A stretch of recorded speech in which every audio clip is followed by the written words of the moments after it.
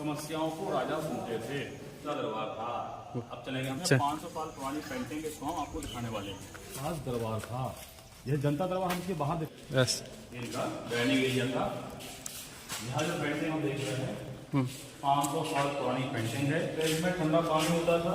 आपको महारानी का सनकक्ष दिखाऊंगा, फिर राजा का बेडरूम दिखाऊंगा, इसके बाद उनका टॉयलेट सिस्टम भी दिखाऊंगा। ये नहाते कहाँ थे, ये टॉयलेट भी कहाँ जाते थे। 500 साल के सनकक्ष में हम जा रहे हैं।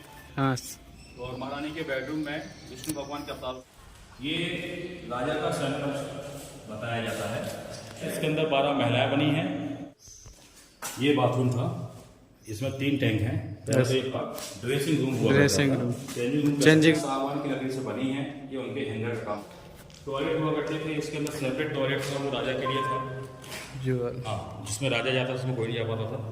ये इनके अलग अलग टॉयलेट पूरे बने हुए हैं। ये धोबी घाट था। महल का इसलिए क्या था क्योंकि जहांगीर कभी यहाँ पर एक रात रुके थे। और जानकारी के लिए बता दें कि जहांगीर एक रात के लिए आए थे और यहाँ से जाने के बाद जहांगीर वापस नहीं आए। ये यहाँ 2 बालकनी आपको देखने को मिलेंगी। ये दोनों बालकनी उस जमाने में देवदासी खड़े होने के लिए थी, नगर वधू कह सकते हैं। अच्छा, जो इत्र गाने का काम बता रहे हैं। मेरा नाम संजय सिंह यादव है। ओरछा में हम एक गाइड के रूप में काम करते हैं। तो स्वागत है ओरछा में आप लोगों का। Thank you. वेलकम। जिस जगह की सैर करने के लिए आप निकले, ये एक छोटा सा गांव है। यहाँ की जो आबादी है 8000 है। ये टूरिज्म और एग्रीकल्चर के आसपास है। ओरछा बुंदेलखंड की दूसरी राजधानी बताई जाती है। पहली राजधानी थी गढ़कुंडार। गढ़कुंडार महज यहाँ से 53 किलोमीटर दूर है उत्तर। वहाँ से एक पहले राजा आए थे, रुद्र प्रताप सिंह, जिनको शिकार करने का, पीछे देखना, रुद्र प्रताप सिंह, इनको शिकार करने का शौक था। शिकार करते हुए उन्होंने इस जगह को 1501 में खोजा। ओरछा का इतिहास 500 साल पुराना है। ओरछा का मतलब होता है ओट में छिपी हुई जगह। ओरछा हमें 2 पार्ट में नजर आता है, एक नदी के द्वारा, ईस्टर्न भाग और वेस्टर्न भाग। तो ईस्टर्न भाग में इनके महल बनाए गए थे और वेस्टर्न भाग में टेम्पल एंड टाउन। ये ओरछा का मुख्य भाग है जहाँ पर हम लोग खड़े हैं। यहाँ पर 4 महल बनाए गए थे। ओरछा का सबसे जो प्राचीन महल है वो ये राजा महल है, जवाल। हाँ, इसमें हम लोगों को 500 साल पुरानी पेंटिंग देखने को मिलेगी। तो सबसे पहले हम राजा महल को देखेंगे। राजा महल के बाद हमारा जो दूसरा महल होगा वो जहांगीर महल होगा। और जहांगीर महल अपने आर्किटेक्चर को लेकर बड़ा प्रसिद्ध है। अच्छा। अब ओरछा तो हिंदू राजाओं की राजधानी थी, फिर जहांगीर के महल बन गया यहाँ पर। तो इसका कारण क्या है बनने का, इसकी हिस्ट्री में आपको जहांगीर पैलेस के अंदर ले जाके बताऊंगा। तीसरा है शीश महल। शीश महल आज होटल में कन्वर्ट हो चुका है। कल वो राजा का गेस्ट हाउस था। इनके जो मेहमान होते थे, इनकी मेहमानों की मेहमान नवाजी शीश महल से होती थी। लेकिन शीश महल आज होटल का पार्ट है। तो कहने का तात्पर्य ये है कि ओरछा का एक महल एक ऐसा महल है जो आज भी गेस्ट के रुकने का काम कर रहा है, होटल करता था।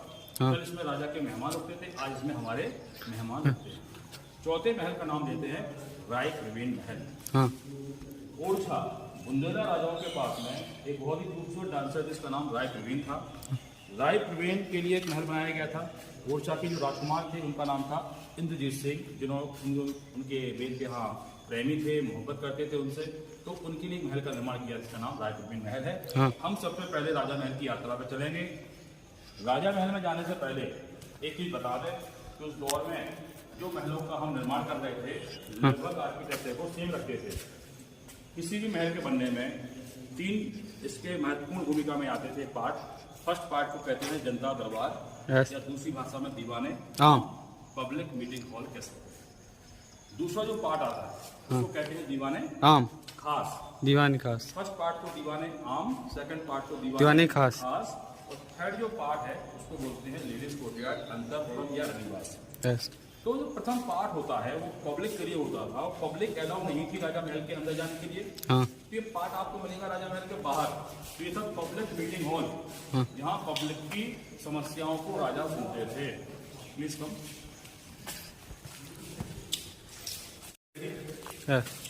जी हाँ, दूसरा यहाँ पर मंत्री वगैरह बैठते थे। तीसरा यहाँ पर आम पब्लिक खड़ी होती थी। अच्छा, नया दरबार था ये जनता दरबार था। अब चलेंगे हम राजा महल के अंदर की। राजा महल का प्रथम गेट है, मुख्य द्वार है। प्रवेश करेंगे। ये प्राचीन महल है, ये ओरछा का मेन पैलेस है। इसमें 500 साल पुरानी पेंटिंग इसको हम आपको दिखाने वाले हैं। ये हम राजा महल के अंदर आते थे। इस महल का जो शुरुआत है बनने की वो 1501 में हुई थी। अच्छा। ओरछा बुंदेला राजाओं की दूसरी राजधानी थी। और प्रथम राजा जो ओरछा के गिने गए उनका नाम रुद्र प्रताप सिंह बताया, हाँ, जिन्होंने इस पैलेस की नींव रखी। यस। लेकिन महल को बनाने में वक्त लगा, तो इस महल को वो कंप्लीट नहीं करा पाए। हाँ, महलों को बनाने में वक्त लगता था क्योंकि इसमें जो मटेरियल यूज हुआ है एक जगह संभव नहीं है। सबसे बड़ी समस्या हमारे पास में ट्रांसपोर्टेशन को लेकर के थी। बेचारे जानवर होते थे, हाँ, कितना सारा वक्त उन चीजों को खींच के लाने में लग गया था। तो जो पहले राजा थे रुद्र प्रताप सिंह बेचारे चल बसे। हाँ, इस महल को फाइनल कंप्लीट किया महाराजा मधुकर जी ने। यस। वो कृष्ण भगवान के भक्त थे। उनकी जो महारानी थी वो राम भक्त थी। हाँ, अब आप जानते हैं राम भगवान और कृष्ण भगवान ये विष्णु भगवान के अवतार थे। तो इनके बेडरूम में हमको विष्णु भगवान के अवतारों की पेंटिंग भी देखने को मिलेगी। यस। विष्णु भगवान के 10 अवतार होने थे। 9 अवतार उनके हो चुके हैं। 10वां अवतार जिनका नाम है कल्कि अवतार उसमें आएंगे, यस। जिनके आती पूरी दुनिया खत्म हो जाएगी। अब हम देखेंगे ये पहले समय 2 पार्ट में नजर आता है।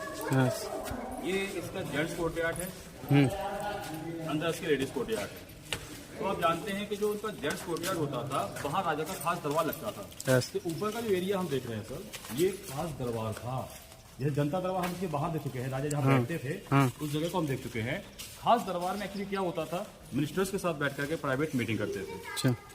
जैसे ही हम इसके बेसमेंट की चर्चा करते हैं, मिनिस्टर मंत्री, हाँ, इनका खास दरबार होता था। मेंबर ऑफ पार्लियामेंट आप कह सकते हैं। ये रंगमंच हुआ करता था। यस। क्लियर। अच्छा, उस जमाने में ज़्यादा चीज़ें नहीं होती थी मनोरंजन के लिए। पॉसिबल था तो डांस और म्यूजिक जो राजा लाइव देखते थे। तो आपको इस महल में 2 डांस स्टेज नजर आएंगी। फर्स्ट आप यहाँ देख सकते हैं, सेकंड इसके अंदर की ओर बनी है। रानियाँ डायरेक्ट यहाँ नहीं आ पाती थी, तो रानियों को बैठने के लिए ऊपर जो झरोखे बने हुए हैं, हाँ, वो बैठती थी पीछे, because they can see outside everything and nobody can do see that. इस पूरे महल में 120 कमरे बनाए गए, लेकिन इसका जो लेडीज कोर्टयार्ड है उसमें केवल 7 रूम्स ऐसे थे जो उनके लिए बेडरूम्स का काम कर रहे थे। बिकॉज यहाँ के राजा की 6 रानियाँ थीं, तो 6 रानियों के लिए 6 बेडरूम थे, एक राजा के लिए था। राजा उस जमाने में 1 से अधिक रानियाँ रखते थे, शादियाँ करते थे। तो उसका मेन रीजन होता था कि हर एक रानी किसी न किसी राजा की बेटी होती थी। यस। 1 से अधिक जगह पर उनके संबंध बहुत अच्छे रहते थे। तो संबंधों को प्रगाढ़ करने के लिए उनको ऐसा करना पड़ता था। जैसे लड़ाई हो तो हमारे साथ आ सके वो। हाँ, इस चीज को याद रखना कि राजा की फर्स्ट वाइफ होती थी, हाँ, वो हमेशा महारानी बनती थी। यस। उनकी जो अन्य पत्नियां होती थी उन्हें हम रानियां बोलते थे। यस। यहाँ के राजा की 5 रानियां थी और 1 महारानी थी। 6 रानियां थी कुल। जो भगवान श्री राम को अयोध्या से ओरछा लेकर के आई थी, इनका नाम रानी कौरी रानी। यस। इनका डाइनिंग एरिया था। यहाँ जो पेंटिंग हम देख रहे हैं 500 साल पुरानी पेंटिंग है, और इन सभी पेंटिंग में प्राकृतिक रंगों का उपयोग हुआ था। जैसा कि आप जानते हैं, प्राकृतिक रंग उस जमाने में फूल पत्तियों से प्राप्त होते थे। ये पेंटिंग है कारपेट की तरह नजर आई। कारपेट की तरह क्यों है? क्योंकि ऐसा ही सेम कारपेट राजा महाराजा उस फ्लोर के ऊपर बिछाते थे। इस टैंक में ठंडा पानी होता था। इस टैंक में ठंडा पानी होता था। इसके ऊपर सुगंधित फूल इत्यादि भरे पड़े रहते थे। सीलिंग पे आपको 2 लोहे के छल्ले नजर आएंगे, जिनके सहारे से आपको वहां पर एक पंखा नजर आता था। दोनों तरफ दासियां खड़े होकर के उस पंखे को खींचे चलाती थी, ताकि इसके अंदर बैठे इनके राज परिवार को ठंडा का और सुगंधित हवा मिल सके। क्योंकि ये राजा महल है, इसलिए आपको हर चीज संभव है। सबसे पहले मैं आपको महारानी का सन दिखाऊंगा, हाँ, फिर राजा का बेडरूम दिखाऊंगा, इसके बाद उनका टॉयलेट सिस्टम भी दिखाऊंगा। ये नहाते कहाँ थे, ये टॉयलेट भी कहाँ जाते थे 500 साल पहले। आइए, सन कक्ष में हम जा रहे हैं। हाँ। और महारानी के बेडरूम में विष्णु भगवान के अवतारों की पेंटिंग है। आइए,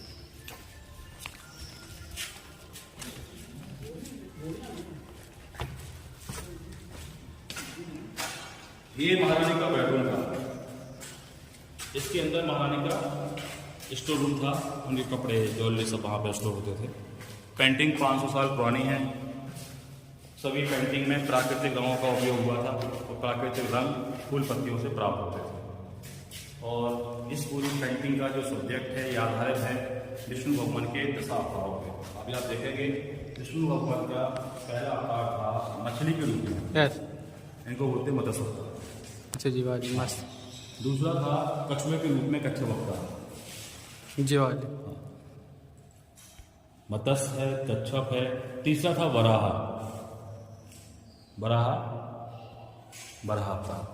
चौथे थे नरसिंह भगवान, आधा नर आधा शेर। पांचवा इस तरह घुमाना पड़ेगा आपको। पांचवा था वामन अवतार, एक छोटा सा मुंह लेकर के आए थे राजा बलि के लिए। हाँ। छठवें थे परशुराम, जिनके हाथ में फरसा हम देख रहे हैं। सातवें थे श्री राम। आठवें थे श्री कृष्ण भगवान। और नौवां पेंटिंग खराब हो चुकी है गौतम बुद्ध भगवान की, जो बुद्ध भगवान थी, विष्णु भगवान के अवतार थी, ये सत्य है। 10वें आएंगे कल्कि के रूप में, जिनके आते ही कलयुग जाएगा और सतयुग आएगा। तो सतयुग में सच्चे लोग भी रहेंगे, तो हम और आप सतयुग में फिर से मिलेंगे। ये राजा का संकट बताया जाता है, और इसमें भी सेम पेंटिंग है विष्णु भगवान के अवतारों के, जो कि हम महारानी के बेडरूम में देख चुके हैं। ये पेंटिंग ज़्यादा सुरक्षित है क्योंकि अंधेरे में है। इस पेंटिंग का नाम है बुंदेली कलम। ये बुंदेली कलम है, और यहाँ कल्कि भगवान के बारे में बताया गया है। ये जो घोड़ा हम देख रहे हैं, ये कल्कि भगवान इस पे ऊपर बैठ करके आएंगे। इस घोड़े का नाम होगा नील। इनको आना है संभल में, जिनके आते ही पूरी दुनिया खत्म हो जाए।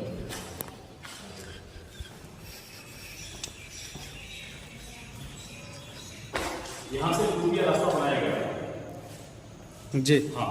अब आप जानते हैं कि महलों के अंदर खुफिया रास्ता राजा महाराजा रखते थे कि उनके ऊपर कोई अटैक कर देगा तो राजा सुरक्षित निकल सकेंगे। हाँ। अब यहाँ पर हम देखेंगे गणेश भगवान की पेंटिंग है। हाँ। बता चुका हूँ कि ओरछा के महाराजा मधुकर जी की 6 रानियाँ थी। 3 इस तरफ खड़ी हैं, 3 इस तरफ खड़ी। लेकिन ओरछा में जो सबसे सुंदर पेंटिंग है वो ये है। एक एलिफेंट है, इसके अंदर 12 महिलाएं बनी हैं। कहते हैं कि 12 महिलाओं का जो ग्रुप होता है उसके अंदर एक हाथी का बल आ जाता है। तो ये नारी शक्ति को बता रहा है कि नारी शक्ति जागेगी, सारी समस्या भागेगी।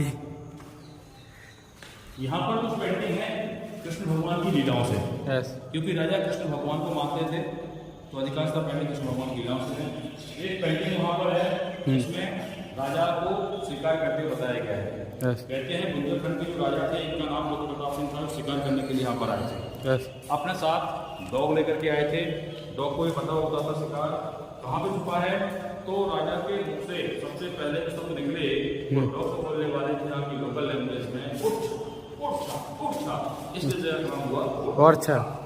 जी कैसी झरोखे के लिए, हवा और प्रकाश आने के लिए, उस जमाने के झरोखे के लिए।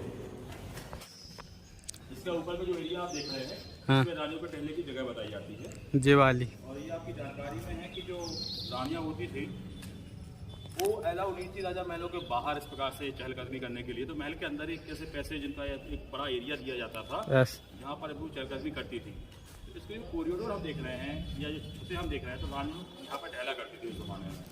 अब हम इस महल के मुख्य पार्ट को दिखाने वाले हैं, जो कि इस महल का टॉयलेट और गुसलखाना या बाथरूम कह सकते हैं इसको, प्रॉपर यहाँ पर बना हुआ है। तो सबसे पहले हम बाथरूम देखेंगे, फिर टॉयलेट को देखेंगे। ये बाथरूम था, इसमें 3 टैंक हैं। पहले एक पाइप इसके बाहर खुलता है, पानी इसमें से आता था पाइप से। तो पहला टैंक ठंडे पानी के लिए। दूसरा टैंक आप देखिए, इसमें कढ़ाई बनी है। ये कढ़ाई देख रहे हैं, नीचे प्रॉपर भट्टी बनी है, इसमें वो आग लगाते थे, यहाँ पर गर्म पानी आता था, गर्म पानी होता था। तीसरा टैंक उनका मिक्स वाटर ठंडे गर्म को मिलाते थे यहाँ पर। तो 3 टैंक इस प्रकार से बने हैं, ठंडा पानी, गर्म पानी और मिक्स पानी। इसके अंदर उनका ड्रेसिंग रूम, चेंजिंग रूम। यहाँ कुछ खूटियाँ हैं, पुराने घरों में देखने को मिल जाती हैं। ये खूटियाँ सागवान की लकड़ी से बनी हैं, ये उनके हैंगर का काम करते थे। इन आलों में लैंप रखे जाते थे प्रकाश के लिए। पीछे उसके दर्पण होता था, इससे रिफ्लेक्शन से ढेर सारा प्रकाश बाहर की तरफ आता था। यहाँ पर प्रॉपर एक नाली बनी हुई है, ड्रेनेज सिस्टम प्रॉपर है।